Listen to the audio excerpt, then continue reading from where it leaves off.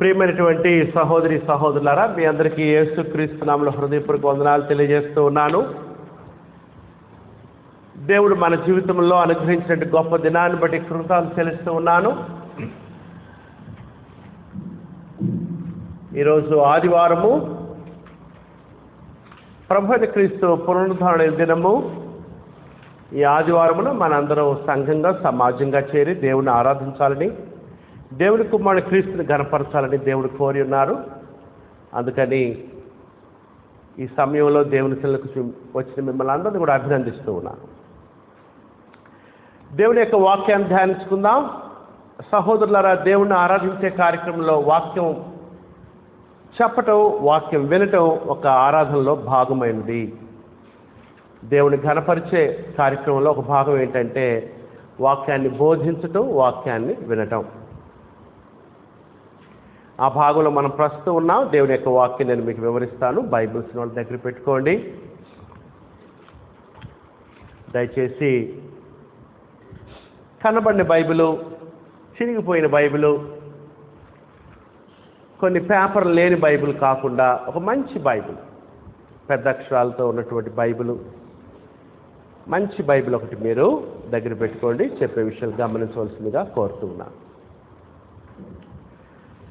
గతించినటువంటి ఆదివారము ఒక అంశాన్ని నేను ప్రారంభించాను. అదేమిటంటే వినయమునకున్న విలువ, వాల్యూ టు ద ఒబీడియన్స్.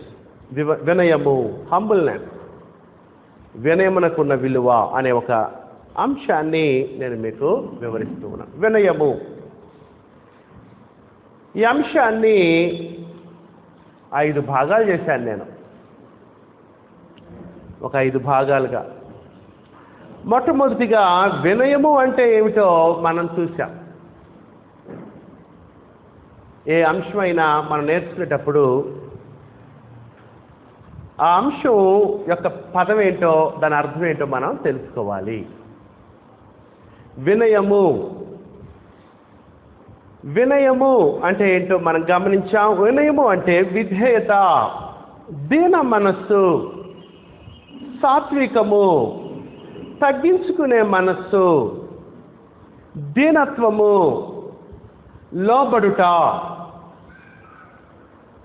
ఇవన్నీ కూడా వినయానికి సంబంధించినటువంటి పర్యాయ పదాలు.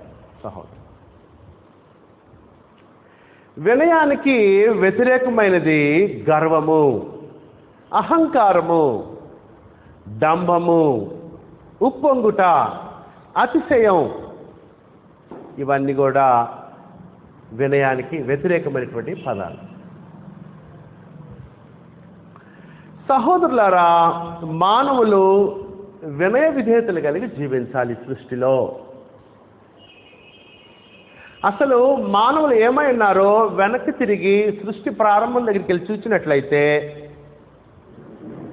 మానవుల గురించి దేవుడు ఏం చెప్తున్నాడో తన వాక్యంలో మనం సరిగా అర్థం చేసుకున్నట్లయితే మనం తప్పకుండా ఈ సృష్టిలో మానవ జాతి అనేటువంటి జాతి వినయం కలిగి జీవించాలి, విధేయతతో బ్రతకాలి.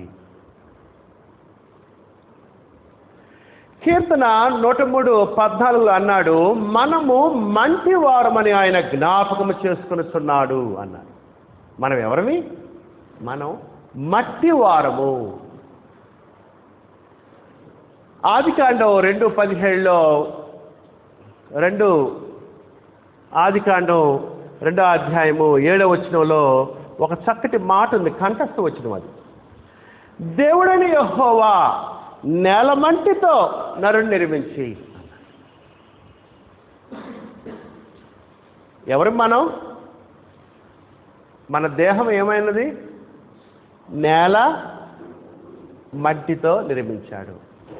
నేల నుంచి వచ్చిన వాళ్ళం, మట్టితో తయారు చేయబడిన వారు మనం మట్టి వారము. ఎంత వీరుడైనా, ఎంత ధీరుడైనా, ఎంత ఉన్నత విద్యను అభ్యసించినా, ఎంత గొప్పోడు అయినా, ఇంట్లో మంచం మీద చచ్చిపోగానే ఎవడో చెప్పడు బయట పెట్టండి అని, ఇంట్లో వాళ్ళే అంటారు. ఏమంటారు ఇంట్లో వాళ్ళు? అయ్యా బయట పెట్టండి అంటారు. ఎప్పుడు దాకా? సాయంత్రం దాకా. తర్వాత ఏం చేస్తారు? ఎవరో కాదు, ఇంట్లో వాళ్ళు. అయ్యా ఇది తీసుకెళ్ళి ఊరు బయట సమాధి చేయండి.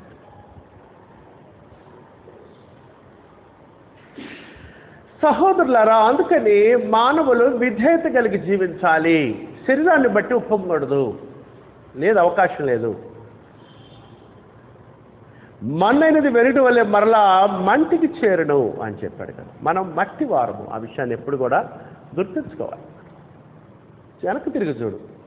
బైబిల్లో సృష్టి ప్రారంభం దగ్గరికి వెళ్ళి అసలు నువ్వెవరు, ఎలా చేయబడ్డావో చూసినట్లయితే నువ్వు గర్వించడానికి ఈ లోకంలో అవకాశమే లేదు. మొదటి దిన 29వ అధ్యాయము 15వ వచనంలో దావీదు అన్నాడు, మా యొక్క నివాస కాలము నీడ అంతా అస్థిరము అన్నాడు. మనం అస్థిరులము, నీడ లాంటి వాళ్ళము. నీడ ఏం చేస్తుంటుంది? సూర్యుడు ఉదయించే ముందు నీడ తగ్గిపోతాం. అటువంటి వారు నీడ లాంటి వాళ్ళము.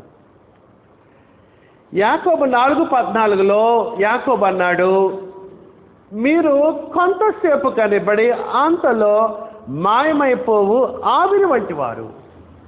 You are a vapour. ఆవిరి. కొద్ది కాలం మనం కనపడతాం ఈ లోకం. We are very short. Life is very brief కదా.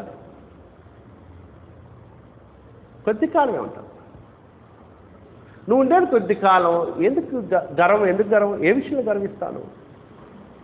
ఏ విషయంలో అతిశయపడతాను?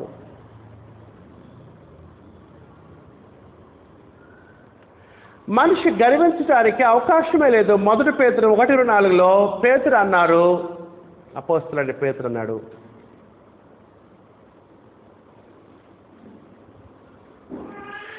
అక్కడ ఏమన్నాడంటే, సర్వశరీరులు గడ్డిని పోలినవారు, వారి అందమంతయు గడ్డి పువ్వు అనే ఉన్నది. గడ్డి ఎండును, పువ్వు రాలును.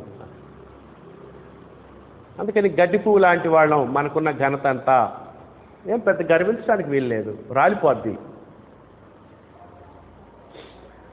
మనం ఎందుకు గర్వించకూడదంటే రోమా 3:23 ఏ భేదము లేదు, అందరూ పాపము చేసి దేవుడిని గురించి మహిమను పొందలేము. అందరం పాపులము. We are sinners. దేవుని ఆజ్ఞలు అతిక్రమించిన పాపులము. ఎవరి భేదం లేదు. తెల్లోళ్ళైనా, నల్లోళ్ళైనా, ధనవంతులైనా, పేదోళ్ళైనా, ఏ ఖండంలో ఉన్నా, ఏ దేశంలో ఉన్నా, ఏ ప్రాంతంలో ఉన్నా, ఏ భాష మాట్లాడినా నువ్వు పాపివి. దేవుడు నిరారోపణ చేశాడు మానవ జాతి మీద. ఏ భేదము లేదు, అందరూ పాపము చేసి దేవుడిని గ్రహించి మహిమను పొందలేకపోవచ్చు. పాపులము. ఏదన్నా వస్తువులను బట్టి అతిశయిద్దామా అంటే మొదటి తిమోతి 6:7-8లో పౌలు గారు అన్నారు, అపోస్తలుడైన పౌలు క్రైస్తవులకు చెప్పాడు, మనం ఈ లోకములోనికి ఏమీయూ తేలేదు, ఈ లోకములో నుండి ఏమీయూ తీసుకొని పోలేము. అందుకని మనిషి గర్వించటానికి అవకాశం లేదు. మానవులు దీనులై దీన మనస్సు కలిగి జీవించవలసిన అవసరం ఉంది. ఇప్పుడు దాకా నీ గురించి నువ్వు ఎలా ఆలోచించావో కానీ గొప్పగా ఆలోచించి ఉండొచ్చు. నీ గురించి నువ్వు, నేను చెప్పా కదా, వాక్యం దగ్గరికి వస్తే, వాక్యం దగ్గర రాకముందు మనం పులి సింహంలాగా గాండ్రిస్తూ ఉంటాం. వాక్యం దగ్గరికి వస్తే పిల్లివైపోతాం. సత్యవాక్యం సరిగా అర్థమైతే.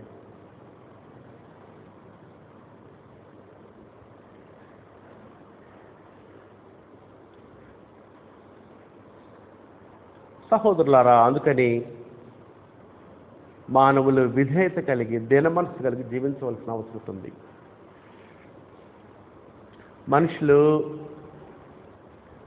దేవుని చిత్తం తెలియదు, దేవుని గురించి అవగాహన లేదు, దేవుని వాక్యం అసలు పట్టించుకోరు. మనుషులు లోకంలో గర్వంగా జీవిస్తూ ఉంటారు. మనుషులు అహంకారంతో మాట్లాడుతారు. డబ్బును బట్టి గర్విస్తూ ఉంటారు. ఒక్కొక్కడు ఉద్యోగాన్ని బట్టి గర్విస్తూ ఉంటారు. ఒక్కొక్కడు ఇంటి పేరును బట్టి గర్విస్తూ ఉంటారు. ఒక్కొక్కడు కులాన్ని బట్టి గర్విస్తూ ఉంటారు. ఒక్కొక్కళ్ళు భాషను బట్టి, మా భాష మామూలు భాష కాదు,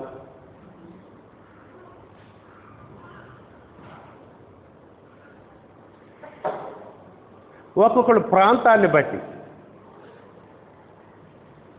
ఒక్కొక్కడు అందమును బట్టి, అధికారాన్ని బట్టి, జనబలం, ఖండబలం, విద్యను బట్టి, జ్ఞానాన్ని బట్టి అతిశయిస్తూ ఉంటారు లోకంలో మనుషులు. సహోదరులారా, మానవులు అతిశయించకూడదు. మానవులు విధేయత, వినయం కలిగి జీవించాలి. దేవుడు మానవ జాతి నుంచి ఏం కోరుతున్నాడు? దేవుడు మానవ జాతి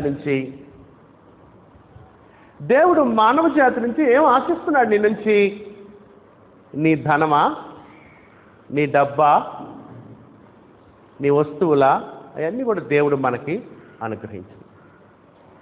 దేవుడు మానవుడి నుంచి ఏం ఆశిస్తున్నాడు మనం చూసాం. రెండవదిగా, దేవుడు మానవుడిని కోరుతున్నది వినయము, విధేయత. God is expecting obedience from the man kind. యెషయా గ్రంథము 57:15 దేవుడు ఏం కోరుతున్నాడు నీ నుంచి? ఏమి ఇవ్వగలవు దేవునికి?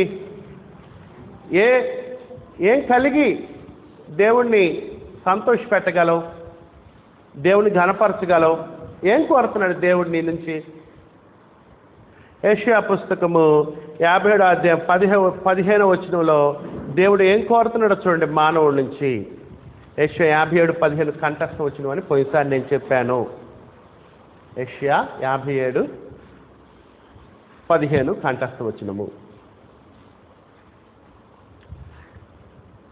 మహాఘనుడును, మహోన్నతుడును, పరిశుద్ధుడును, నిత్య నివాసియునైన దేవుడు. దేవునికి ఉన్న గొప్ప 4 లక్షణాల గురించి ఇక్కడ చెప్పాడు. మహాఘనుడు, దేవుడు గొప్పవాడు. మహోన్నతుడు, ఉన్నతమైన వాడు. పరిశుద్ధుడు, దేవుడు ప్రత్యేకమైన వాడు. పవిత్రుడు, దేవుడు. అంతేకాదు దేవుడు నిత్య నివాసి, శాశ్వతం ఉండేవాడు, ఆది అంతం లేనివాడు. ఇలాగూ సెలవిస్తున్నాడు, నేను మహోన్నతమైన పరిశుద్ధ స్థలములో నివసించువాడును.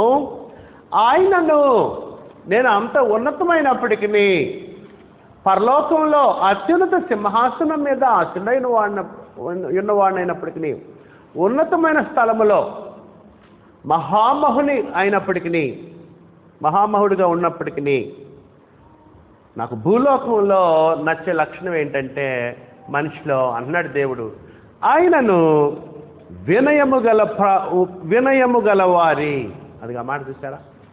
వినయము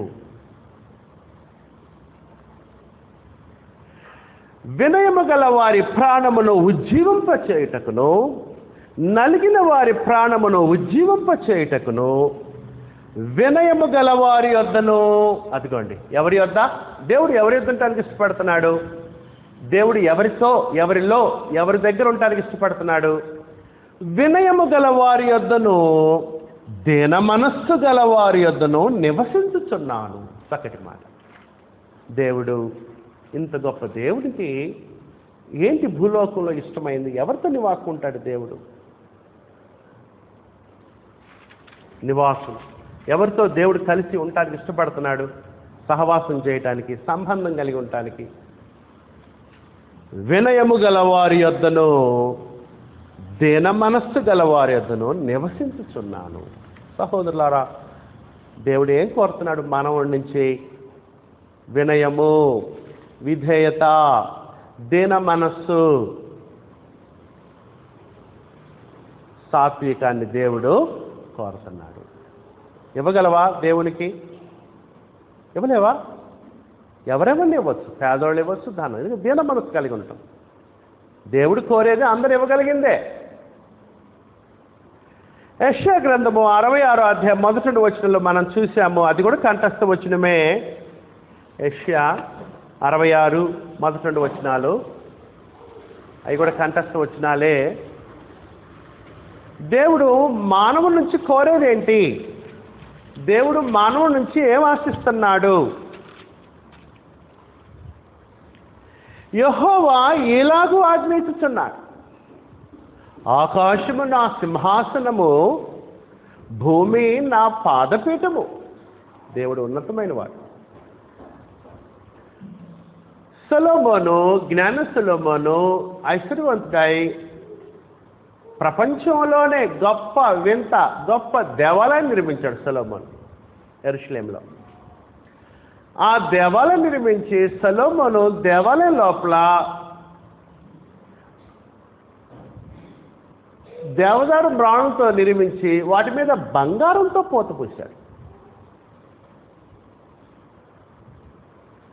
బంగారము వెండి ఎన్నిక లేదన్నాడు, విస్తారంగా ఉందన్నాడు, లెక్కింపలేనంత ఉందని లేఖనాలు మనకు తెలియజేశాయి.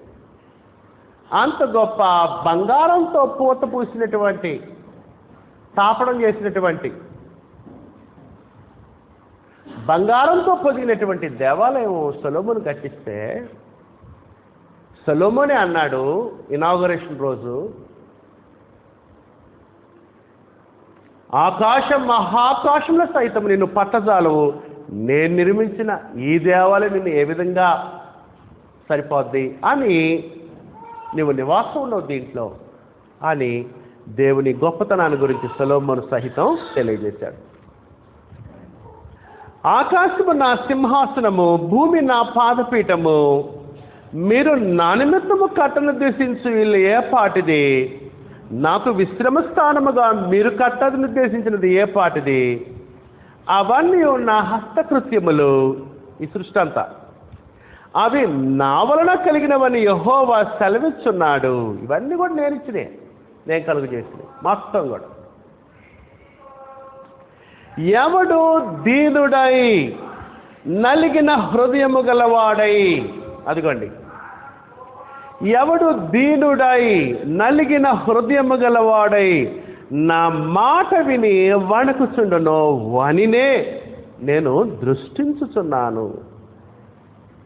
దీనుడై నలిగిన హృదయము, సహోదరులరా, దీనత్వాన్ని దేవుడు కోరుతున్నాడు, వానినే దృష్టిస్తున్నాను. దేవుని దృష్టి ఎవరి మీద ఉంటుంది? దీనుల మీద ఉంటుంది దేవుని దృష్టి. దేవుడు మానవుల నుంచి దేవుడు ఏం కోరుతున్నాడంటే వినయాన్ని కోరుతున్నాడు. వినయ మనస్సును దేవుడు కోరుతున్నాడు, దీన మనస్సును కోరుతున్నాడు దేవుడు. సహోదరులారా, మీకా పుస్తకము 6వ అధ్యాయం తీస్తే 6 నుంచి 8 వచనాలు. మీకా పుస్తకము 6వ అధ్యాయము 6 నుంచి 8 వచనాల్లో దేవుడు మానవుల నుంచి ఏం కోరుతున్నాడు? దేవుడు ఏం కోరుతున్నాడు? మీకా పుస్తకము 6వ అధ్యాయము 6 నుంచి 8 వచనాలు. పాత నిబంధన 766వ పేజీ. పాత నిబంధనలో 766వ పేజీ.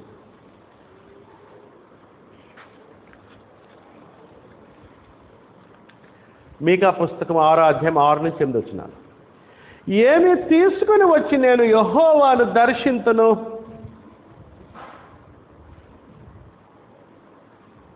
ఏం తీసుకుని వెళ్ళాలి దేవుని సన్నిధిలోనికి? ఏం తీసుకుని వెళ్తే దేవుడు సంతోషిస్తాడు? ఏం తీసుకుని పోదాం?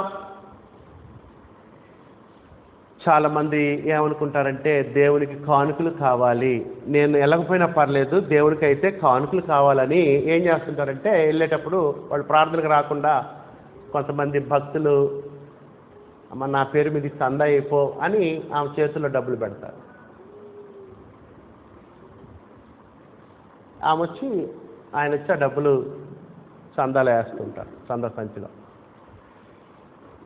అంటే చందా వేస్తే సరిపోద్దని వాడి భావం. ఏమి తీసుకుని వచ్చి నేను యెహోవాను దర్శించును, ఏమి తీసుకుని వచ్చి మహోన్నతుడైన దేవుని సన్నిధిని నమస్కారం చేతును. ఏం తేవాలి? ఏం తేవాలి? ఏం తేవాలి? మనిషి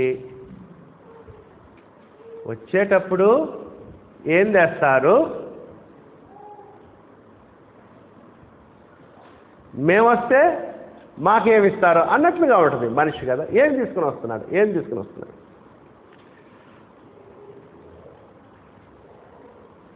ఏమి తీసుకుని వచ్చి మహోన్నతుడైన దేవుని సన్నిధి నమస్కారము చేతును, దహన బలులను 7 దూడలను అర్పించి దర్శింపున, వేల కొలది పొట్టేళ్లను, వేల కొలది.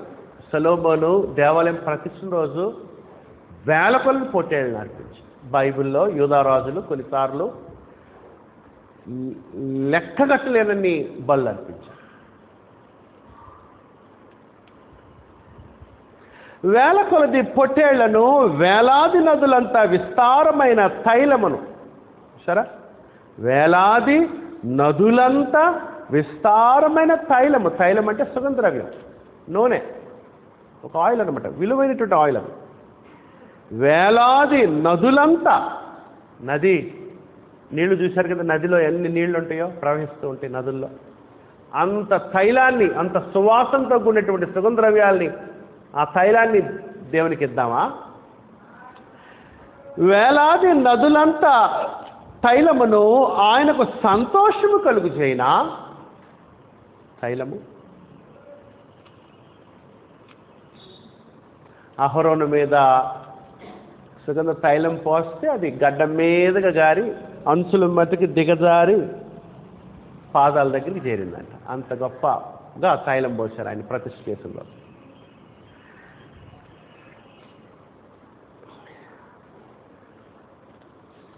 నా అతిక్రమమునకై నా జ్యేష్ఠపుత్రుడు నేను ఇచ్చిన, నా పాపరిహారం కొరకు నా కుమారుడు జ్యేష్ఠపుత్రుడు, ఫస్ట్ బార్న్ చైల్డ్, జ్యేష్ఠపుత్రుడిని నేను ఇస్తున్నా, దేవునికి ఇవ్వాలా?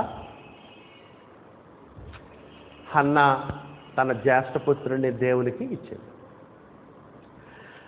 నా పాప పరిహారమునకై నా గర్భఫలమును నేను ఇస్తున్నా,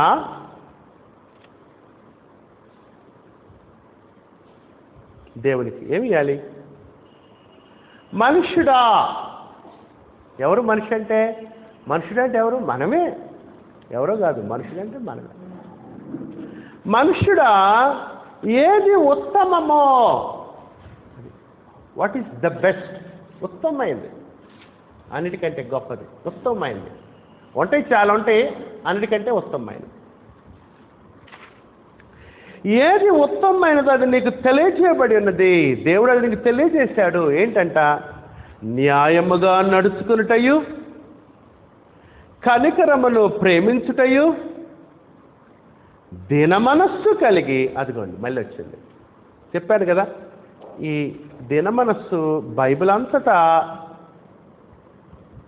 వినపడే స్వరము దీనమనస్సు, వినయము, దీనమనస్సు, తగ్గించుకునే మనం. దీన మనస్సు కలిగి నీ దేవుని ఎదుట. అది ఎందుకు దీన మనస్సు కలిగి ఉండాలి మనం? చేతగా కాదు. ప్రతి మనిషిలో క్రూరత్వం ఉంటుంది, అదే బయటికి రాదు తొందరగా. ప్రతి మనిషిలో క్రూరు ఉంటాడు. మామూలుగా ఉన్నప్పుడు చంపకపోతే నిద్రపెట్టు, చంపలేరా? ఎంతమంది మగవాళ్ళని ఆడవాళ్ళు చంపట్లేదు? క్రూరత్వం ఉంటుంది ప్రతి మనిషిలో. కానీ మనం దీన మనస్సు కలిగి ఉండడానికి కారణం ఏంటంటే చేతగా కాదు, దేవుడు చెప్పాడు కాబట్టి. దేవుని దృష్టిలో అది గొప్ప లక్షణం కాబట్టి దేవుడు కోరాడు, దేవుడిని బట్టి.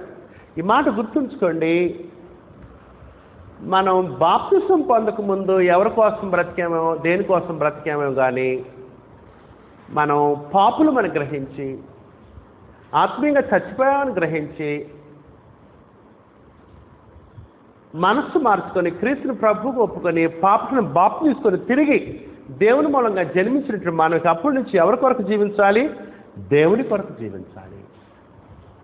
అది క్రైస్తవ జీవితం. క్రైస్తవ జీవితం ఏం జీవితం ఇది? ఇది దేవుని కొరకు. ఎట్లా ఎందుకు చేయను? దేవుడు.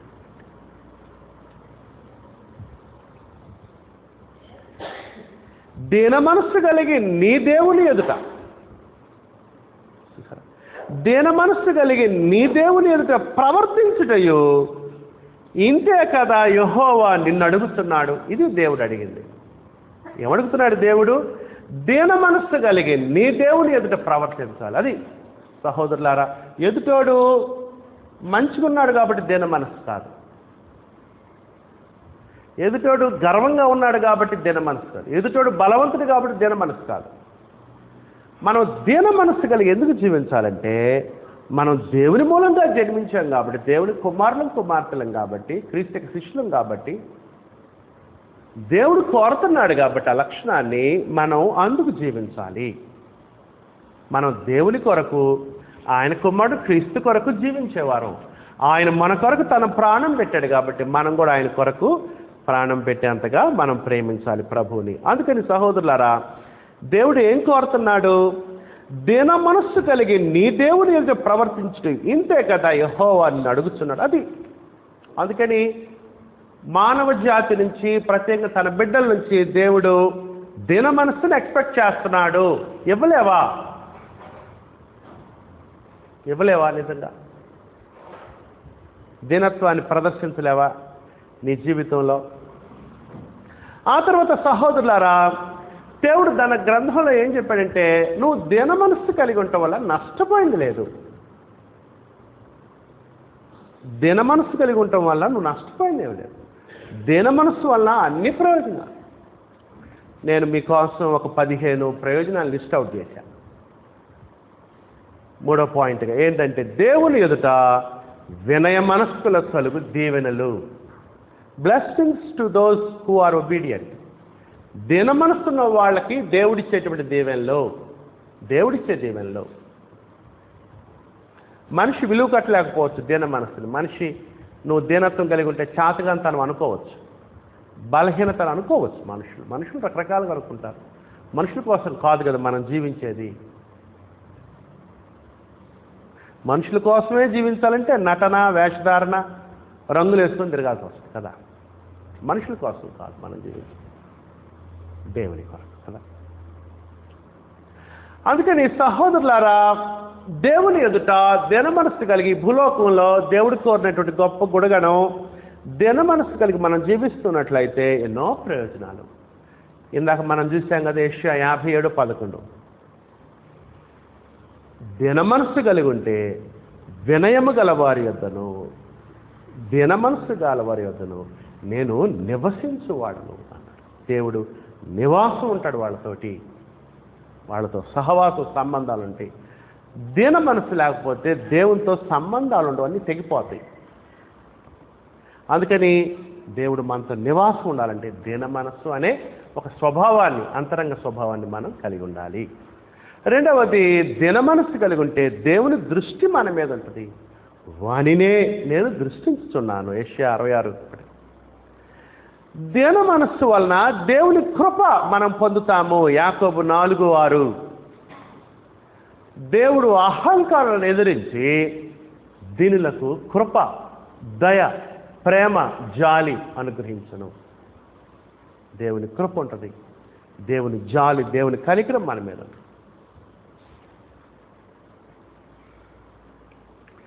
దీన మనస్సు కలిగి ఉంటే దేవుడు హెచ్చిస్తాడు, మనల్ని హెచ్చిస్తాడు దేవుడు. యాకోబు 4:10.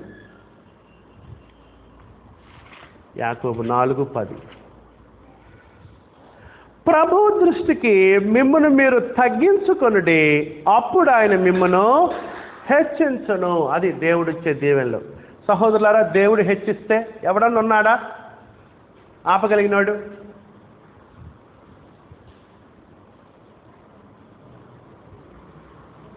యోసేపుని అనలు చంపాలనుకున్నారు, నానా బాధలు పెట్టాలనుకున్నారు. కుదిరిందా? కుదరలా. దావీదుని వాళ్ళ సొంత మామ రాజుగారు, ఇశ్రాయేలుకి రాజు, ఆయనకి సైన్యం ఉంది, ఆయన చాలా ఆజానుబాహుడు. సౌలు ఇశ్రాయేలు అందరి నుంచి ఉంటే ఆయన భుజాల దగ్గరికి వస్తారు అందరూ. గొప్ప యుద్ధవీరుడు, ఆ మాట దావీదే అన్నాడు. అంత గొప్ప సౌలు రాజు దావీదు బాలుడు చంపాలనుకున్నాడు. 11 సార్లు అటెంప్ట్ మర్డర్ కేసు, 11 సార్లు అటెంప్ట్ చేశాడు మర్డర్ చేయడానికి. కుదిరిందా?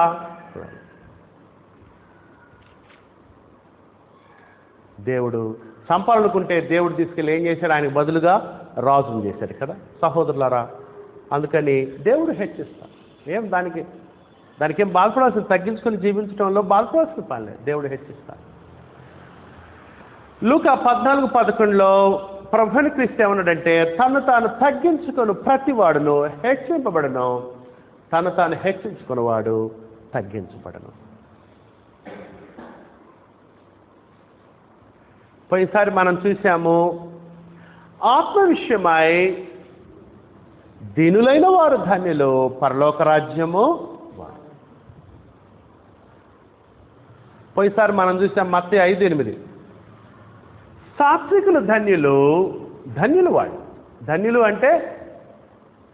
ధన్యులు అంటే దేవుని అనుగ్రహం పొందేవాడు. దేవుని అనుగ్రహం, God's favour. They are going to receive God's favour. దేవుని అనుగ్రహం పొందుతారు.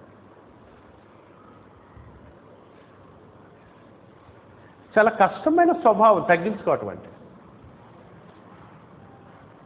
ప్రత్యేకంగా కులం పేరు తిట్టాడు అనుకోండి, ఇంకా అసలు ఇంటి పేరు పెట్టి తిట్టాడు అనుకో, మీ అమ్మని తిట్టాడు అనుకో, అస్సలు ఇక మళ్ళీ. సహోదరులారా, ఇది మైండ్ని ఎడ్యుకేట్ చేసుకోవాలి. ఓహో, దీన మనసు దేవుడు కోరుతున్నాడు కదా, దీన మనస్సు ఉంటే దేవుడు సహాయపడతాడు కదా, దీన మనస్సుకి దేవుని దీవెనలు ఉన్నాయి కదా, ఈ లోకంలో దేవుడు దీన మనస్సు కలిగి ఉండమంటున్నాడు కదా అని అట్లా ఎడ్యుకేట్ చేసుకోవటం వల్ల అలవడే లక్షణం ఇది. రెగ్యులర్గా కొడుకులకు వస్తా, బైబిల్ చదువుతా, వాక్యాన్ని వింటూ ఉంటే వచ్చే లక్షణం అది. అంతేగాని రాత్రి చదివితే ఉదయాన్నే వచ్చే లక్షణం కాదు. అర్థమవుతుంది. దీన మనస్సు. ఈ మాట గుర్తుంచుకోండి. గర్వంతో తొందరపడి 4 మాట్లాడేవాడు బలహీనుడు. దీన మనస్సు కలిగి ఆలోచనల్ని, పౌరుషాన్ని, కోపాన్ని, రోషాన్ని కంట్రోల్ చేసుకొని గమ్మ నుంచునేవాడు తల వంచుకొని, అతను శక్తిమంతుడు. నిజంగా శక్తిమంతుడు. కారణం ఏంటంటే అన్ని అవయవాలను కూడా ఏం చేశాడు? అదుపులో ఉంచుకున్నాడు. అందుకని దీన మనస్సు గొప్ప లక్షణం సహోదరు, ఉన్నతమైన లక్షణం. దీన మనస్సు చాతకాంతనం కాదండి, ఇది బలమైన లక్షణం. కాసేపు 2 మాట్లాడగానే గమ్మును తలంచుకొని 4 మాటలకే ఇది అతను ఎవరంటే అతను బలమైనడు కాదు. అందుకని దీన మనస్సు గొప్ప లక్షణం. ప్రభువైన క్రీస్తు తండ్రి దేవునితో సమానమైన వాడు, తండ్రి దేవునితో మహిమను అనుభవించిన వాడు. దేవుడు ప్రభువైన క్రీస్తు ద్వారా సృష్టిని చేశాడు. ఈ గొప్ప సృష్టి చేయటంలో దేవుడు ప్రభువైన క్రీస్తు ద్వారా గొప్ప సృష్టి చేశాడు. ఇంత గొప్ప సృష్టికర్త స్థానాన్ని, దేవుని స్థానాన్ని కలిగినటువంటి ప్రభువైన క్రీస్తు రక్తమాంసాలు ధరించుకుని వచ్చాడు ఈ లోకంలో. ఎవడు గుర్తుపట్ల ఆయన దేవత్వం కలిగిన వాడని. మామూలు మనలాంటి మనిషి అనుకుంటారు మనుషులు. పౌలు చెప్పాడుగా, అసలు ఆయన ఎవరో తెలిస్తే సిలువ వేయకపోయి ఉందురు అన్నాడు. ఆ మహిమాస్వరూపి యొక్క ప్రభు సిలువ వేయకపోయి ఉందురు అన్నాడు. అసలు ఎవరో ఆయన తెలిస్తే. అంత గొప్ప ప్రభువైన క్రీస్తు ఒకళ్ళో ఒకటిగా నడుస్తూ ఉన్నాడు అందరితో పాటు. నడుస్తూ ఉంటే సిలువ మరణం ప్రభువైన క్రీస్తు అనుభవిస్తున్నాడు. సిలువ మరణం ఘోరమైన మరణం. సిలువ మరణం అవమానంతో కూడిన మరణం. సిలువ మరణం వస్త్రాలు ఓడదీస్తారు. ఆడే సిలువ కింద తల్లి ఉంది, మరి ఉంది, మగ్ధలేని మరి ఉంది, సలోమి, వీళ్ళు అంటున్నారు ఆడవాళ్ళందరూ. ఆ ఆడవాళ్ళందరూ ముందు వస్త్రాన్ని తీశారు ప్రభువైన క్రీస్తు, మేకులతో కొట్టడం. అంతేకాదు మొట్టమొదట అన్నా కైఫా దగ్గర తీసుకెళ్ళినప్పుడు బంట్రౌతులు, అంటే ఆ ప్రధాన ఎదుగుల దగ్గర ఉండేటువంటి బంట్రౌతులు వాళ్ళు ఉమ్ము వేశారు క్రీస్తు ప్రభు మీద. ఆ తర్వాత పిలాతు దగ్గర తీసుకెళ్ళిన రోమా అధిపతి దగ్గర తీసుకున్నప్పుడు పిలాతు సైనికులు, వీళ్ళు సైనికులు, వాళ్ళేం బంట్రౌతులు, ఈ సైనికులు కూడా ఉమ్మేశారని రాయబడింది. 2 సార్లు క్రీస్తు ప్రభు మీద ఉమ్మేశారని రాయబడింది బైబిల్లో 2 సార్లు. ఎవరు ప్రభువైన క్రీస్తు తెలుసా? అసలు నీకు ఎవరు ఆయన? ఎవరు ముఖం మీద నువ్వు మూసావు తెలుసా?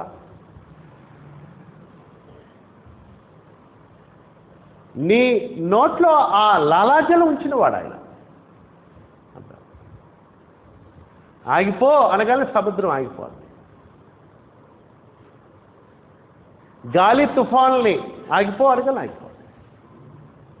అంత గొప్ప ప్రభువైన క్రీస్తు మీద ఉమ్మూస్తే ఏం చేశాడు ప్రభువైన క్రీస్తు? అది నువ్వేం చేస్తావు?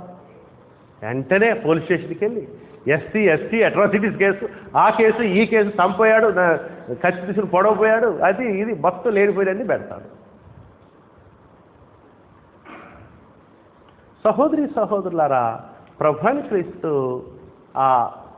దాన్ని సహించడంటే ఎంత వినయం అది! ఎవరు ఆయన మొహం మీద ఉబ్బేయటమేంటి, ఆయన దాన్ని సహించడం ఏంటి? సహోదరి సహోదరులు, ఆశ్చర్యకరమైన సంగతులు. దేవుడు తన కుమారుని క్రీస్తులో చూపించాడు. అసలు వినయం అంటే ఏంటి, విధేయత అంటే ఏంటో ప్రభువైన క్రీస్తులో ప్రదర్శించాడు దేవుడు వినయాన్ని, విధేయతను. క్రీస్తు సిలువలో అందరికేమో చేతగానోడు, నువ్వు రాజు అయితే రక్షించుకోవచ్చు కదా, అనేకలు రక్షించుకోవచ్చు కదా, సెల్లో లాక్కొని రాలేవా, నువ్వేం ప్రభువే, నువ్వేం రాజు, నువ్వేం బెస్సేవా అని అందరూ అంటుంటే, ప్రభువైన క్రీస్తు సిలువలో ఏం ప్రదర్శించాడంటే విధేయతను ప్రదర్శించాడు, వినయాన్ని ప్రదర్శించాడు, దీన మనస్సును ప్రదర్శించాడు. అది విధేయత చేత ఆయన సిలువ వేయబడ్డాడు, విధేయతను ప్రదర్శించడానికి కదా సహోదరులారా. విధేయత కనపడుతుంది సిలువలో. వాక్యపు కళ్ళద్దాలతో చూసినోడికి సిలువలో గొప్ప విధేయత కనపడుతుంది. అందుకని సహోదరులారా, ఏం చేశాడు దేవుడు? ఆయన మృతులను లేపి అన్ని నామముల కంటే గొప్ప నామం, మహామహుడుగా దేవుని కుడిపార్శ్వ కూర్చోపెట్టి సర్వలోకానికి రక్షకుడిగా, ప్రభువుగా, రాజుగా, అధిపతిగా దేవుడు ఆయన్ని హెచ్చించాడు. కారణం ఏంటి? భూలోకంలో అంతగా తగ్గించుకున్నాడు కాబట్టి. అందుకని భూలోకంలో దేవుడు మనుషుల నుంచి కోరుతుంది ఏంటంటే విధేయత. చాలా దీవెనలు ఉన్నాయి, కొన్ని దీవెనల తర్వాత చెప్తాను. ఆ తర్వాత సహోదరులారా, 4వ విషయం మనం ఏం చూస్తున్నామంటే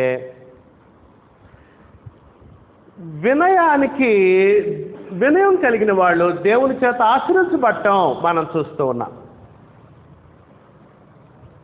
ఆ తర్వాత 5వది, దేవుడు వినయం కలిగి ఉండాలని ఆజ్ఞాపిస్తున్నాడు. ఆజ్ఞలు కూడా ఉన్నాయి క్రైస్తవులకి, వినయం కలిగి ఉండాలి. ఈరోజు ఒక ఉదాహరణ చూపించేసి నేను ముగిచేస్తాను. పోయినసారి మనం మనష్షే అనేటువంటి ఒక యోధారాజును మనం చూసాం కదా. మనష్షే దేవుడు ఎంత దుర్మార్గుడో, మనిషి ఎంత భయంకరుడో, ఏ విధంగా మరి బానిసత్వానికి అష్షూరు చేత కొనిపోబడ్డాడు, ఏ విధంగా తను చెరసాల్లో కాళ్ళకి చేతులకి బంధకాలు ఉన్నప్పుడు చెరసాల్లో దీన మనస్సు కలిగి బహుదీనత్వాన్ని ప్రదర్శించి దేవుని వేడుకొని తను తగ్గించుకుని దేవుడు ఏ విధంగా తను మరలా తిరిగి రాజుగా చేశాడు మనం చూసాం. ఈరోజు దేవుడు తన గ్రంథంలో ఉంచినటువంటి ఇంకొక దీన మనస్సు కలిగిన వాడిని చూద్దాం. ఎలా దేవుడు అతన్ని ఆశీర్వదించారో కూడా చూద్దాం. బైబిల్స్ ఉన్న వాళ్ళు దయచేసి రాజుల 2వ గ్రంథము 22వ అధ్యాయం తీయవలసిందిగా కోరుతూ ఉన్నాను. దేవుడు చెప్పటమే కాదు, చేసి చూపిస్తాడు ఉదాహరణల్ని. బైబిల్లో మనం చక్కగా ఉదాహరణలు చూడవలసిన వారమై ఉన్నాం సహోదరులారా. ఈరోజు మనం ఒక 2వ ఉదాహరణ, వినయమునకున్న విలువ. దేవుడు ఎలా విలువనిస్తాడు వినయానికి, వినయం కలిగిన మనసు దేవుడు ఎలా దీవిస్తాడు. ఈరోజు ఇంకొక ఉదాహరణ చూపిస్తాను. అట్లా కొన్ని ఉదాహరణలు చూపించుకుంటూ వెళ్తాను ఒక్కొక్క పాఠంలో. దాన్ని బట్టి ఈ విషయాలు వింటున్నప్పుడు, నేర్చుకుంటున్నప్పుడు మనం కూడా వినయ మనస్సు కలిగి జీవించడానికి ప్రయత్నిద్దాం, కృషి చేద్దాం. వినయం కలిగి జీవించడం నేర్చుకోవాలి. రాజుల 2వ గ్రంథము 22వ అధ్యాయం తీస్తే ఇక్కడ యోషియా అనేటువంటి ఒక రాజు కనపడుతున్నాడు సహోదరులారా. ఈయన యోషియా అనేటువంటి రాజు, యోషియా 2వ అధ్యాయం. ఈయన యూదా దేశానికి 16వ రాజు. ఈయనెవరు? ఎన్నో రాజు అయినా? యోధా దేశానికి 16వ రాజు అయినా యోషియా. చూడండి దేవుడు ఏం చెప్పాడు ఈయన గురించి. బైబిల్స్ ఉన్న వాళ్ళు రాజు 2వ గ్రంథం 2వ అధ్యాయం 1వ వచనం చదువుతాను చూడండి. యోషియా ఏలను ఆరంభించినప్పుడు 8 ఏండ్ల వాడే యెరూషలేమునందు 31 సంవత్సరములు ఏలెను. సహోదరులారా, దేవుని రాజ్యమైనటువంటి యూదా దేశానికి ఇతను రాజు. యోషియా అనేటువంటి రాజు. ఇతను 8 సంవత్సరాలప్పుడు తండ్రి చనిపోవటం వల్ల రాజు అయ్యాడు. ఇతడు యూదా దేశాన్ని 31 సంవత్సరాలు పరిపాలించాడు. అతని తల్లి బస్కతు ఊరివాడగు అదాయాకు కుమార్తె అయిన యెదీదా అన్నాడు. చూసారా, ఆయన తల్లి గురించి మెన్షన్ చేశాడు. ఎందుకు తల్లి గురించి మెన్షన్ చేశాడంటే 8 ఏళ్ల వయసులో, 8 ఏళ్ళు అంటే ఎంత ఉంటుంది వయసు? 8 ఏళ్ల వయసు. 8 ఏళ్ల వయసులో పిల్లోడి మీద ఎవరి ప్రభావం ఉంటుంది? ఎక్కువగా తల్లి ప్రభావం ఉంటుంది కదా. తల్లి ప్రభావం ఉంటుంది. ఈ తల్లి ఆమె ఎవరంటే యెదీదా తల్లి కదా. యెదీదా. అతడు దేవుడు చెప్తున్నాడు ఈ యోషియా గురించి దేవుడు చెప్తున్నాడు. అతడు యెహోవా దృష్టికి యథార్థముగా నడుచు. గొప్ప విషయం కదా. దేవుని దృష్టిలో యథార్థంగా ఉన్నాడు. యథార్థంగా జీవించిన వాడు యోషియా. అతడు యెహోవా దృష్టికి యథార్థంగా నడుచు, కుడి ఎడమలకు తిరుగక, అంటే దేవుని వాక్య ప్రకారం నడుస్తున్నాడని అర్థం. అటుగాని ఇటుగాని లేడు. కుడి ఎడమలకు తిరుగక తన పితరుడకు దావీదు చూపిన, అది తనకంటే ముందు విశ్వాస పరుగు పందాన్ని పరిగెత్తిన ఆయన ఉన్నాడు. ఎవరు? దావీదు. అప్పటికి దావీదు చాలా కాలం అవుతుంది దావీదు జీవించి. దావీదు చూపిన ప్రవర్తనకు సరిగా ప్రవర్తించెను. సహోదరులారా, అతను యోషియా ఎవరిని మాదిరి చేసుకున్నాడు? దావీదును మాదిరి చేసుకున్నాడు. దావీదు ప్రవర్తనకు సరిగా వాళ్ళ ముత్తాత దావీదు యొక్క ప్రవర్తనని మాదిరి చేసుకుని సరిగా ప్రవర్తించాడు. దేవుడు చెప్తున్నాడు. ఇంకా రాజు అయిన యోషియా ఏలుబడిలో 18వ సంవత్సరమందు, ఆయన పరిపాలిస్తున్నప్పుడు 18వ సంవత్సరం పరిపాలన, 18వ సంవత్సరం అండి. ఎన్నేళ్ళకి రాజు అయ్యాడు? 8 ఏళ్ళకి. 18వ సంవత్సరం పరిపాలన అంటే 8 + 18, 26 సంవత్సరాలు ఆయనకి. ఆయన మంచి కుర్రోడుగా ఉన్నాడు, లేత కుర్రోడు. 26 సంవత్సరాలు ఏం చేస్తున్నాడో చూడండి.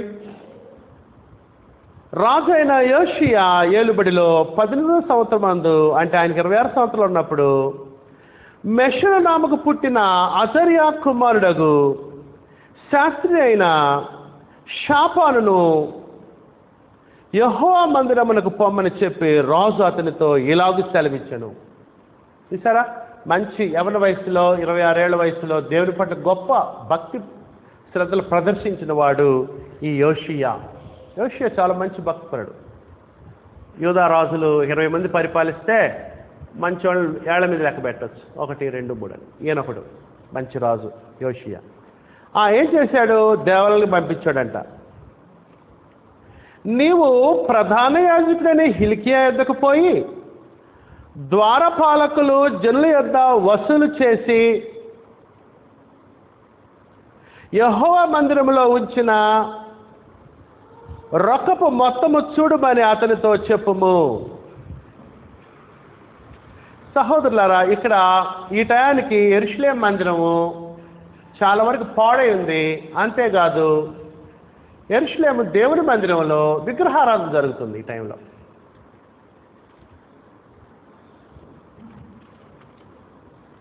విగ్రహారాధన జరుగుతుంది. పోయినసారి మనం చూసాం కదా మనుష్య టైంలో ఎట్లా ఉందో అట్లానే విగ్రహారాధన ఎక్కువ. రాజులు, యూదా రాజులు మంచోళ్ళు లేరు.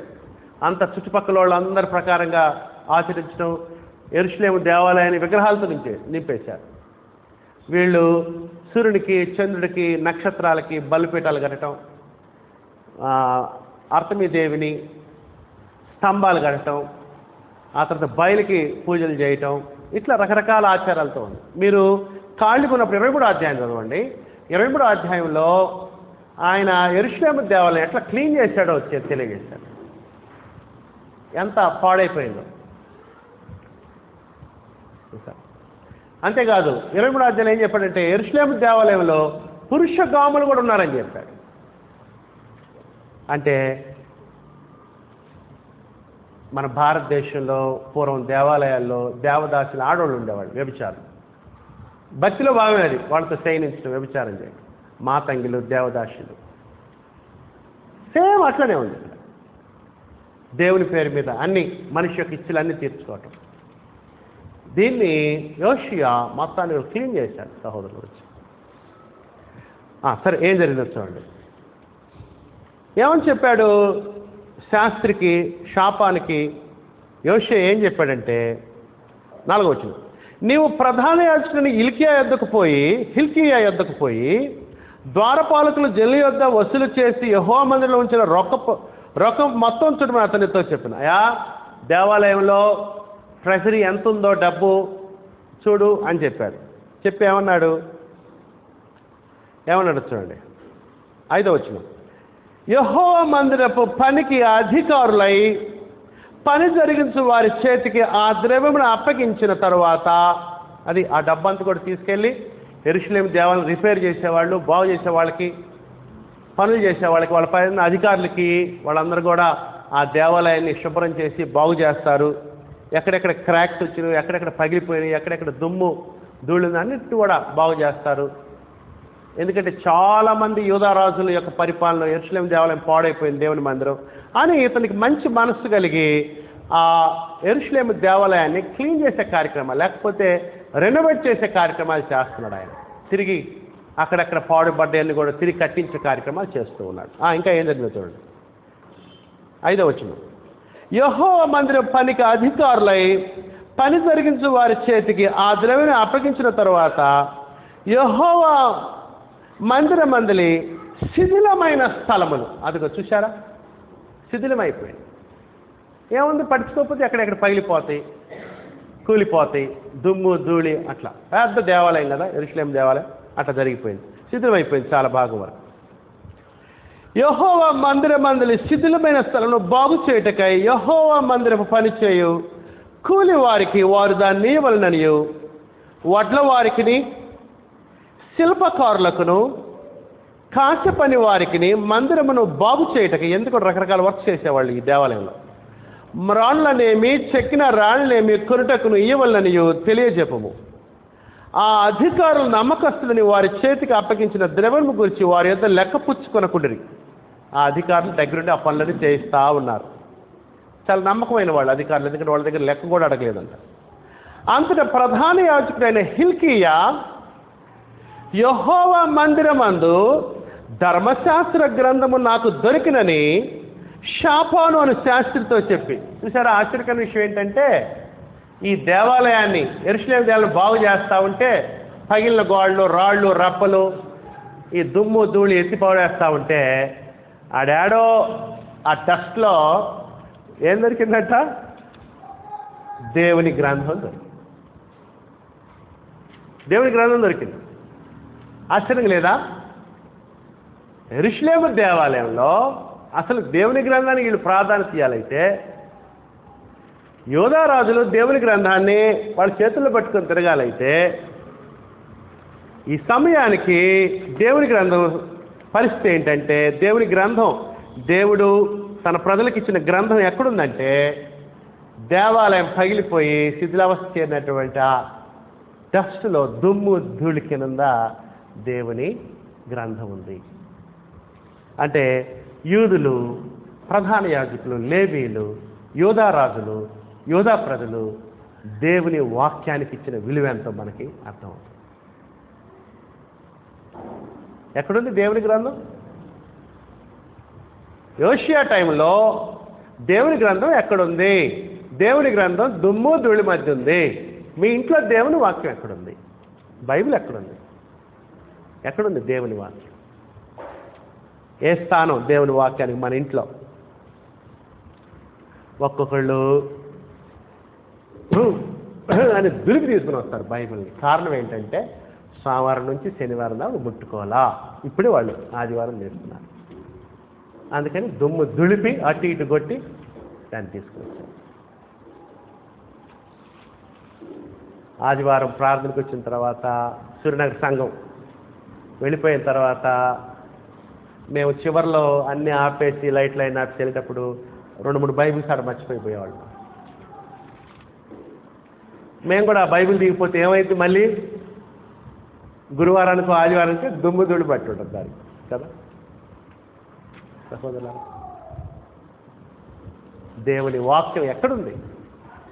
మన గృహాల్లో దుమ్ము ధూళి పట్టిందా? బూజు డస్ట్ పట్టిందా? మన సంగతి ఏమో కానీ పాత నిబంధన కాలంలో యూదుల్ని దేవుడు ఎన్నుకొని పరిపాలన చేస్తున్నప్పుడు ఇశ్రాయేలు సమయంలో వాళ్ళు దేవుని ఎంతగా నిర్లక్ష్య పెట్టారంటే ఆయన ఇచ్చిన గ్రంథము దివారాత్మలు దాన్ని ధ్యానించేవాడు ధన్యుడు. అతను నీటి కాలంలో ఎవరు నాటబడిన ఆకు వాడక తన కాలం ముందు ఫలమి చెట్టు వలె ఉండాలని దేవుడు కోరుకుంటే, నీ వాక్యము నాకెంతో ప్రియముగా ఉన్నది, దినమెల్లా నేను దాన్ని ధ్యానించున్నానని గ్రంథం నేర్పిస్తే వీళ్ళు ఏం చేశారంటే ఆ గ్రంథాన్ని నిర్లక్ష్య పెట్టి అశ్రద్ధతో పడేసలేక అది ఏడుందంటే చాలా కాలం వరకు యెరూషలేము దేవాలయము దుమ్ము ధూళిలో ఉన్నది గ్రంథము, దేవుని గ్రంథము. మనుషులు అట్లాంటి గౌరవం ఇస్తారు దేవుని వాక్యానికి. బాధకు విషయం సోదరు. ఏం జరిగిందో చూడండి, 8వ వచనం. అంతటా ప్రధాన యాజకుడు హిల్కీయా యెహోవా మందిరమందు ధర్మశాస్త్ర గ్రంథము నాకు దొరికింది. ఏదో వేరే పని చేయబోతుంటే ఏదో రాళ్ళు రప్పులు డస్ట్ గిస్ట్ బాగు చేయరు, అక్కడ దొరికిందండి గ్రంథం. దుమ్మట్టి ఉంది గ్రంథం. ఏం చేశారు చూడండి, దొరికినని షాపాను శాస్త్రి చెప్పి ఆ గ్రంథమును షాపానుకు అప్పగించారు. షాపాను శాస్త్రి స్క్రైబ్. అంటే స్క్రైబ్స్ ఎవరంటే కాపీస్ చేస్తారు, గ్రంథాన్ని ట్రాన్స్లేట్ చేయగలరు. వాళ్ళు మంచి స్కిల్డ్ రైటర్స్ అన్నమాట. వాళ్ళు చక్కగా రాయగలరు, వాక్యం యొక్క భావాన్ని చెప్పగలరు, ఎందు కూడా ఉన్నవాళ్ళు. ఆ శాస్త్రికి అప్పచెప్పాడు ఈ ప్రధాన యాజకుడిని. అతడు దాన్ని చదివి రాజునందుకు తిరిగి వచ్చి యోషియా దగ్గరికి వచ్చాడు. మీ సేవకులు మందిరమందు దొరికిన ద్రవ్యమును సమకూర్చి యెహోవా మందిరపు పని విషయంలో అధికారుల పని జరిగించు వారి చేతికి అప్పగించుదురని వర్తమానం తెలియయా. నువ్వు చెప్పినట్టు డబ్బులని కలెక్ట్ చేసిన డబ్బులు ఉన్నాయి కదా, దేవాలయపు సొమ్ము, అది ఆ పని వారికి అధికారులకు ఇచ్చాం, పని జరుగుతుంది, మంచిగా బిజీగా జరుగుతుంది పని, దేవాలయం పని జరుగుతుంది అని చెప్పి ఇంకేమన్నా చూడండి 10వ వచనం. యాజకుడైన హిల్కీయా నాకు ఒక గ్రంథమును అప్పగించినని రాజుతో చెప్పి ఆ గ్రంథమును రాజు సముఖమందు చదివాను. అయ్యా, ఈ విధంగా మన వాళ్ళు ఆ దుమ్ము ధూళి రాళ్ళు రప్పలు ఎత్తేస్తుంటే అక్కడ ఒక గ్రంథం దొరికింది, ఇదిగో ఆ గ్రంథము ధర్మశాస్త్ర గ్రంథం దొరికింది, ఇదిగో అని దాన్ని ఏం చేశాడు, చదివి వినిపించాడు రాజుకి. రాజుగారు చదివి వినిపించాడు ఆ గ్రంథం, ఇది దొరికిన గ్రంథం. రాజు ధర్మశాస్త్రము గల ఆ గ్రంథపు మాటలు విన్నప్పుడు చదువుతూ ఉన్నాడు. ఎవరు? ఈ శాస్త్రి షాపాన్ చదువుతూ ఉన్నాడు రాజు దగ్గర. రాజుగారు వింటున్నాడు ఆ మాటలు. రాజు ధర్మశాస్త్రము గల ఆ గ్రంథపు మాటలు విన్నప్పుడు తన బట్టలు చింపుకునేది. ఏమండి, ఆ దుమ్ముడి దీనిలోని తీసినటువంటి గ్రంథము చదువుతుంటే యోషియా భక్తి కలిగిన వాడు. దేవుడు అంటే ఎంతో గౌరవం, ఆయన భక్తి, యథార్థపరుడు, దావీదు లాంటి మనసు కలిగిన వాడు. దావీదుని ఈయనలో చూడవచ్చు, అంత గొప్ప భక్తి కలిగిన వాడు. ఆ యోషియా ఎప్పుడైతే చదువుతున్నాడో షాపాన వాక్యాలు ఎప్పుడైతే విన్నాడో గ్రహించడం అర్థం చేసుకుని, అమ్మమ్మమ్మ మేమేంటి, దేవుడు ఇట్లా చెప్తే ఇట్లా జీవించావేంటి, ఇట్లా జీవిస్తున్నావేంటని బట్టలు చింపుకొని తను తాను తగ్గించుకున్నాడు. వస్త్రాలు చింపుకోవటం అంటే ఆ సమయంలో తమ దీనత్వాన్ని, తమ దుఃఖాన్ని, బాధని, తమ వినయాన్ని ప్రదర్శించడం అనమాట. రాజు ధర్మశాస్త్రంలో ఆ గ్రంథం పాటినప్పుడు తన బట్టలు చింపుకునేది. తర్వాత రాజు యాజకుడైన హిల్కియాను వెంటనే రాజు ఏం చేశాడు, అందరినీ ఆ యూదా దేశంలో ఉన్న ముఖ్యులందరూ కూడా పిలిపించాడు. తర్వాత రాజు యాజకుడైన హిల్కియాను షాపాను కుమారుడైన అహీకామును, మీకాయా కుమారుడైన అక్బోరును, షాపారు అను శాస్త్రిని, అషాయా అను రాజసేవకుల్లో ఒకరిని పిలిచి ఆజ్ఞాపించదేమనగా, మీరందరూ పోయి దొరికిన ఈ గ్రంథపు మాటలను గురించి, ఇదిగో మనకు గ్రంథం దొరికింది, దేవుని వాక్యం, దేవుని ధర్మశాస్త్రం. ఈ గ్రంథం దొరికింది, నేను గ్రంథాన్ని విన్నాను. అనేక విషయాలు మనం ఆ విధంగా నడుచుకోవట్లేదు. మీరేం చేస్తారంటే ఈ గ్రంథం విషయంలో, గ్రంథపు మాటల గురించి నా విషయంలోనూ, జనుల విషయంలోనూ, యూదా వారందరి విషయంలోనూ యెహోవా యొద్ద విచారణ చేయండి. మన పితరులు తమ విషయంలో వ్రాయబడి ఉన్న దాని అంతటి ప్రకారం చేయక ఈ గ్రంథపు మాటలను వినని వారైన గనక యెహోవా కోపాగ్ని మన మీద ఎంత అధికముగా మండుచున్నది. అందుకనేమో దేవుడు మన మీద ఇంత కోపంగా ఉన్నాడు అంటున్నాడు. ఇంకా ఏమన్నాడు చూడండి. కాబట్టి యాజకుడైన హిల్కియాయును, అహీకామును, అక్బోరును, షాపారును, ఆషాయను, ప్రవక్త్రియగు హుల్దా యొద్దకు వచ్చిరి. అది ఆ రోజుల్లో ప్రవక్త్రి ఉంది. ఎవరు? హుల్దా. మగ ఆయన అయితేనేమో ప్రవక్త అంటారు, ఆడామైతేనేమో ప్రవక్త్రి అంటారు. అంటే వీళ్ళు ప్రవక్త్రీలు ఉండేవాళ్ళు. వాళ్ళు దేవుని చిత్తాన్ని దేవుని ద్వారా డైరెక్ట్ తెలుసుకొని తెలియజేస్తారు. దేవుని చిత్తాన్ని ప్రవక్త్రి హుల్దా ఉంది అక్కడ. ఈమె వస్త్రములకు అధికారియగు హర్షషుకు పుట్టిన తెక్వాకు కుమారుడైన షెల్లమునకు భార్య. ఈమె భార్య కూడా. అంతేకాదు ప్రవక్త్రి, తన దగ్గరికి వచ్చిన వాళ్ళకి దేవుని చిత్తాన్ని తెలియజేస్తూ ఉంటారు. యెరూషలేములో 2వ భాగమందు కాపురస్తులారుండు. ఈమె యొద్దకు వారు వచ్చి, అది సహోదరులారా, హుల్దా ప్రవక్త్రి. బైబిల్లో ప్రవక్త్రులు చాలామంది ఉన్నారు. అన్న కూడా ప్రవక్త్రి, మిరియాం కూడా ప్రవక్త్రి కదా. అయితే ఈమె దగ్గరికి ఆ మగవాళ్ళందరూ వచ్చారు, ఆ దేశ నాయకులందరూ కూడా. దయచేసి గుర్తుంచుకోండి, పాత నిబంధనలు క్రొత్త నిబంధనలు కానీ ప్రవక్త్రీలు ఉన్నారు. అయితే ఆ ప్రవక్త్రీలు పురుషుల్లాగా బహిరంగ మీటింగుల్లో, బహిరంగ సభల్లో ప్రసంగాలు చేయరు. వాళ్ళు ఏకాంతంగా, రహస్యంగా ఇంట్లో వాళ్ళు దేవుని చిత్తాన్ని తెలియజేస్తూ ఉంటారు. ఎవరైనా దేవుని చిత్తం తెలుసుకోవాలంటే పురుషులు ఆమె దగ్గరికి, ప్రైవేట్గా ఆమె దగ్గరికి వెళ్తే ఆమె దేవుని చిత్తాన్ని తెలియజేస్తారు. అప్పుడు వీళ్ళు వచ్చి అందరికీ తెలియజేస్తారు. అది విధానం అన్నమాట. సరే చూడండి. ఈమె యొద్దకు వారు వచ్చి మాట్లాడగా ఈమె వారితో ఇట్లనెను. అప్పుడు ఆమె ప్రవక్త్రి కాబట్టి దేవుని మాటల్ని తన దగ్గరికి వచ్చినటువంటి రాజుగారు యోషియా రాజు పంపించినటువంటి వారికి దేవుని చిత్తాన్ని తెలియజేస్తారు. చూడండి దేవుడు ఏం చెప్పాడు ఆమె ద్వారా. యెహోవా సెలవిచ్చినదేమనగా, దేవుడు చెప్తున్నాడు. ఏమంటున్నాడు చూడండి. యూదా రాజు చదివించిన గ్రంథములో వ్రాయబడి ఉన్న కీడంతటిని ఏమీ విడిచిపెట్టకుండా నేను ఈ స్థలం మీదకి, దాని కాపురస్తుల మీద రప్పించను. అది ఆ గ్రంథాన్ని తీసి షాపాన్ని చదివాడు కదా, రాజుగారు విన్నారు కదా. బహుశా అది ఆ చదివిన భాగం ద్వితీయోపదేశకాండ 28వ అధ్యాయం అయి ఉండొచ్చు. ఎందుకంటే ద్వితీయోపదేశకాండ 28వ అధ్యాయంలో దేవునికి లోపడితే దీవెనలేంటి, దేవుని చిత్తాన్ని లోపడితే శాపాలేంటి, ఏ విధంగా దేవుడు శిక్షిస్తాడు విషయాలు ఉన్నాయి. అవి మరి ఇక్కడ చదివి వినిపించినట్టుగా మనం చూస్తున్నాము. ఆ విషయం గురించి ఇక్కడ దేవుడు చెప్తూ ఉన్నాడు. యూదారాజు చదివించిన గ్రంథములో వ్రాయబడిన కీడంతటిని ఏది విడిచిపెట్టకు నేను ఈ స్థలం మీదకి, దాని కాపురస్తుల మీద రప్పించను.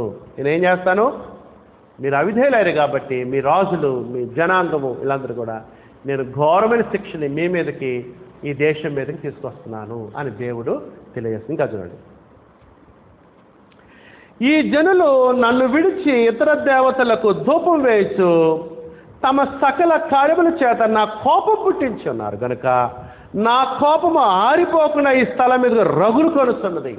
రగులుతుంది నా కోపం. ఎప్పుడా వేసేద్దామా అని. అంత కోపం నాకు వస్తుంది. ఇంకా చూడండి, యెహోవా యొద్ద విచారణ చేయుటకై మిమ్మును పంపిన యూదారాజునకు ఈ మాటలు తెలియపరచుడి. మిమ్మల్ని పంపించాడు కదా యూదారాజు యోషియా, నా దగ్గర పంపించాడు. అతనికి ఈ మాట చెప్పండి. యూదారాజు ఏంటంట, ఇశ్రాయేలు దేవుడైన యెహోవా సెలవిచ్చినది ఏమనగా, ఈ స్థలము పాడగుననియు దాని కాపురస్తులు దోషణాస్పదులగుదరనియు నేను చెప్పిన మాటలు నీవు ఆలకించి, నువ్వు శాపాన్ని చదువుతుంటే నువ్వు విన్నావు. దుమ్ము ధూళిలో నుంచి తీసుకొచ్చాడు గ్రంథం, శాపాను చదువుతున్నాడు, నువ్వు విన్నావు. నువ్వు విని నువ్వేం చేశావు? ఆ మాటలు ఆలకించి, నేను చెప్పిన మాటలు నీవు ఆలకించి మెత్తని మనస్సు కలిగి. ఏం మనస్సు అండి? మెత్తని మనస్సు. ఎంత మెత్తని మనస్సు అంటే దేవుని చిత్తాన్ని వెంటనే లోబడే మనం. వింటాం చాలు, వెంటనే కార్యరూపం దాలుస్తాడు. ఎవరు? యోషియా. తర్వాత చూద్దామని, ఇప్పుడు కాదులే, ఇప్పుడు నాకు టైం ఎక్కడిది, ఇప్పుడు ఎవరి వయసులో బాప్తిసం ఎందుకు, అంత ఎంజాయ్ చేయాలి, తర్వాత చూద్దామని. ఇక వింటే చాలు, మెత్తని వెంటనే లోపడి.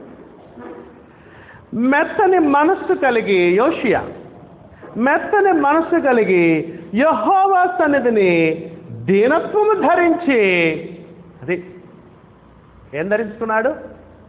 రాజవస్త్రాలు తీసేసి, రాజు సింహాసనం ఉన్నాడు, వింటాడు మాటలు.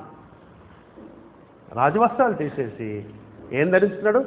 దీనత్వము అనే వస్త్రాన్ని దీనత్వము ధరించి. అది సహోదరు, ఆ మాట అండర్లైన్ చేసుకోండి. దీనత్వము. దీనత్వము ధరించి నీ బట్టలు చింపుకొని, రాజవస్త్రాలు సైతం చింపేసుకొని, చింపింది రాజవస్త్రాలని, వేసుకుంది దీనవస్త్రం. నీ బట్టలు చింపుకొని నా సన్నిధిని కన్నీళ్లు రాల్చితివి. సహోదరు, ఎంత దీనత్వం అంటే, అరే దేవుని సన్నిధిలో ఇంత ఘోరంగా ప్రవర్తించాం మేము. బాబా, దేవుడు ఇట్లా చెప్తే మేమేంది ఇట్లా ప్రవర్తించామని ఆ మాటలు శాపాలు చదువుతున్నాడు. అది దుమ్ముద్దుళ్ళని తీసిన గ్రంథం. అది చాలా కాలం దుమ్ముద్దుళ్ళ మధ్యలో ఉంది. తన పితరులు, తనకున్నటువంటి పూర్వీకులు చేసినటువంటి నిర్లక్ష్యాన్ని బట్టి, అశ్రద్ధను బట్టి ఎడవబడేశారు. ఎడవబడేస్తే ఆ దుమ్ముద్దులను తీసినటువంటి గ్రంథం మాటలు విన్నాడు. వెంటనే రాజసింహాసనం లేచాడు, బట్టలు చింపుకున్నాడు, దీనత్వాన్ని ధరించుకొని దేవుని సన్నిధిలో దీనుడుగా.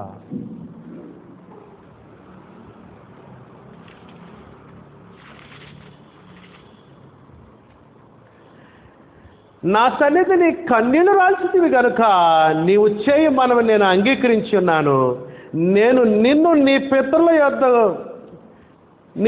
యొద్ద చేర్చుదును. నీవు నెమ్మది నొందిన వాడవై. యోషియా వినో, నువ్వు సత్యదాకా నేనేం చేయను. కోపం రగులుతుంది వీళ్ళ మీద. నాకు ఎంత కోపం రగులుతుంది, ఎప్పుడు కాల్చేద్దాం వీళ్ళందరూ నాశనం చేస్తాను. కానీ నీ దీనత్వం నా మనస్సును మార్చు. మాట గుర్తుంచుకోండి, మనుషుల దీనత్వం దగ్గర దేవుడు బలహీనైపోతాడు.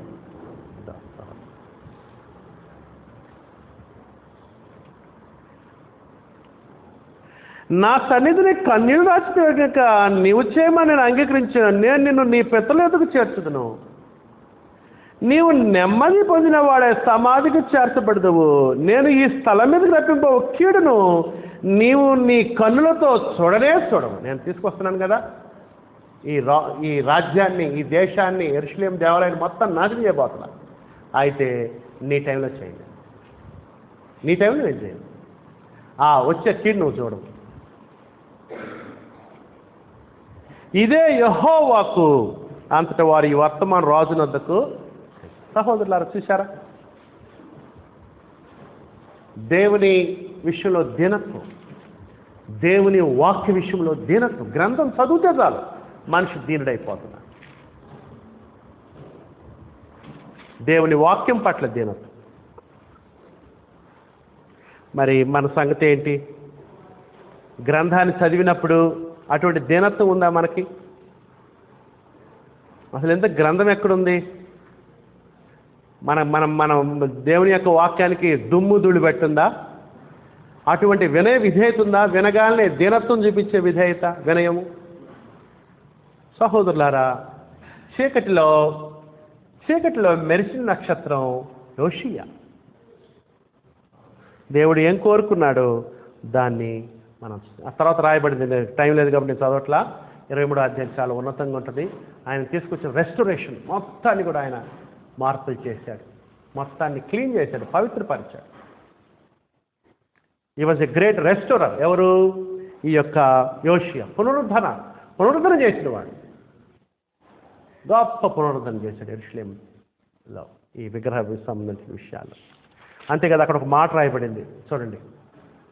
యోషియా గురించి దేవుడు ఏం మాట రాశాడు చూడండి అమ్మా. అది చెప్పేసి ముగిచేస్తా. 2వ రాజులు 23, 24, 25 వచ్చిన దేవుడు ఏం చెప్పాడు చూడండి ఆయన గురించి. 2వ రాజులు 23వ అధ్యాయం 24, 25. మరియు కర్ణపిశాచి గల వారిని, సొదె చెప్పు వారిని, అదిగో చూశారు, ఇవన్నీ చేరినాయి దేవుని ఆలయంలో. విగ్రహారాధన ఎక్కడుంటాయి? ఎక్కడ ఉంటాయి, ఇవన్నీ కూడా అక్కడే ఉంటాయి. జ్యోతిష్యం, చిలక జోషి ఇవన్నీ కూడా దాని చుట్టూ చేరుతాయి. గృహదేవతలను, విగ్రహములను యూదా దేశమందును యెరూషలేమునందును కనబడిన విగ్రహములన్నింటినీ యోషియా తీసివేసి యెహోవా మందిరమందు యాజకుడైన హిల్కీయాకు దొరికిన గ్రంథమందు వ్రాసి ఉన్న ధర్మశాస్త్ర విధులను స్థిరపరచుటకై ప్రయత్నం చేశాను. అది గొప్ప మాట. ప్రయత్నం చేసావా నువ్వు ఆ మార్గంలో, ఆ విధానంలో? అతనికి చూడండి చక్కటి మాట, దేవుడు ఆయన గురించి గొప్పగా చెప్పిన మాట. అతనికి పూర్వమున్న రాజులలో ఆయన వలె పూర్ణ హృదయముతోనూ, పూర్ణాత్మతోనూ, పూర్ణ బలముతోనూ యెహోవా వైపు తిరిగి మోషే నియమించిన ధర్మశాస్త్రం చొప్పున చేసిన వాడు ఒకడును లేడు. అతని తరువాతైనను అతని వంటి వాడు ఒకడును లేడు. దేవుడు అంత గొప్పగా ఈ రాజుని హెచ్చించాడు తన గ్రంథంలో. కారణం ఏంటి కారణం? దీనత్వము. సహోదరులారా, మరి మన జీవితంలో అటువంటి దీనత్వం మనం కలిగి ఉండాలి. దీన మనసుకు దేవుని దగ్గర విలువ ఉంది, ప్రతిఫలం ఉంది, బహుమానం ఉంది. దేవునికి, ఆయన కుమారుడు క్రీస్తుకి, ఆయన చిత్తానికి, ఆయన గ్రంథానికి లోపడాలి. దేవుని వాక్యం పట్ల దీన మనస్సు అనేటువంటి స్వభావం మనం ధరించుకోవాలి. అట్లాంటి స్వభావం ధరించుకున్నాడు యోషియా. ఇంకెవరైనా రక్షణ పొందకపోతే దీన మనస్సు కలిగి క్రీస్తు రక్తంలో బాప్సర పాపాలు కడుక్కొని క్రీస్తు సంఘంలో సభ్యుల వాళ్ళని కోరుతూ ఉన్నాను. ఎంతవరకు ఎంతో జాగ్రత్తగా విన్నందుకు మీ అందరికీ కృతజ్ఞతలు తెలియజేస్తూ ఉన్నాను.